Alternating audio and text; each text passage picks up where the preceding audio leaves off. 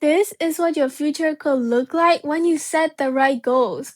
But the question is, how do you set the right goals? To answer the question, you need to know what your priorities are. What do you want your future to look like? Do you want to focus on your body, your studies, your mindset, or on building wealth? Set one ultimate goal to work towards and write down 10 ways you can achieve that. This step is very important because it helps you actually visualize your future. And if you skip this step, you cannot continue to the next. So this will be your homework. Hi, I'm Wendy, and today I will lead you through how to set goals you actually stick to. Now that you have a lead on the things you really need to start working on, it's time to further break them down into small steps. The main thing is you want your goals to benefit you and create systems. To create systems, you need to stop relying on motivation because motivation is honestly kind of unreliable. Some days you wake up productive and inspired and ready to change your life, and other days you just want to stay in bed and scroll on your phone for hours. But that's normal.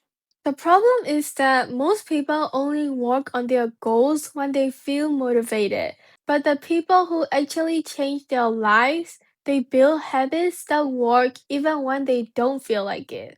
That's what systems are. A system is basically something you repeat consistently until it becomes part of your life. For example, instead of saying, I want to get fit, create a system like, I'll go to the gym every Monday, Wednesday, and Friday. Or instead of saying, I want to study, create a system like, I'll study 45 minutes every night before I go to bed.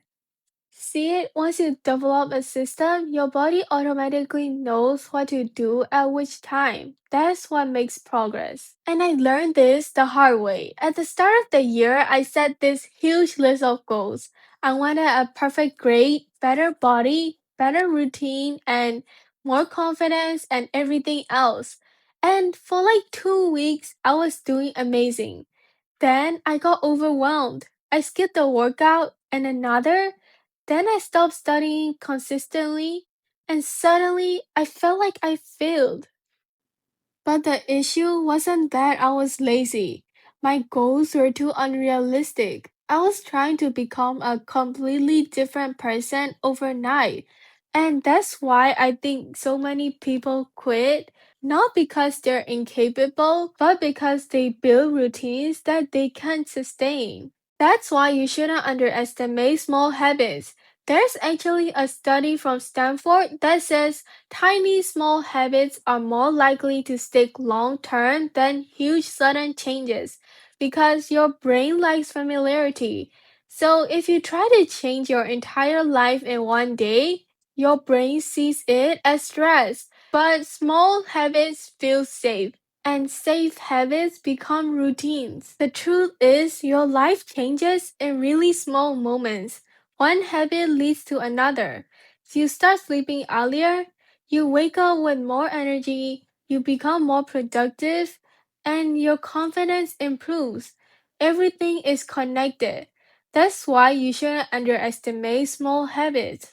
So, when you're setting goals, ask yourself these three questions.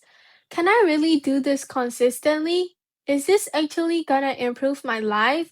And am I doing it for myself or for other people?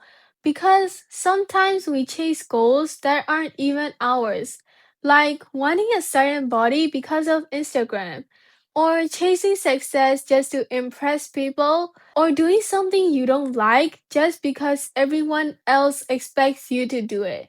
But the truth is, goals that actually matters feels personal, even when nobody sees the result. I think deep down, most of us already know what matters to us, but we just avoid it because it's uncomfortable. Maybe you need to focus on your health, or maybe your mental health.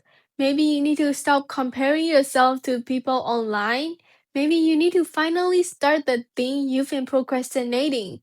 Usually the goals that matters the most are the ones that scare us a little because they force you to grow and step outside of your comfort zone. And another thing, Your goals don't need to make sense to everyone else. Some people want to build businesses, some people want peace, some people want freedom, and some just want to feel happy again. Success looks different for everyone, so don't let social media convince you that there's only one version of a good life.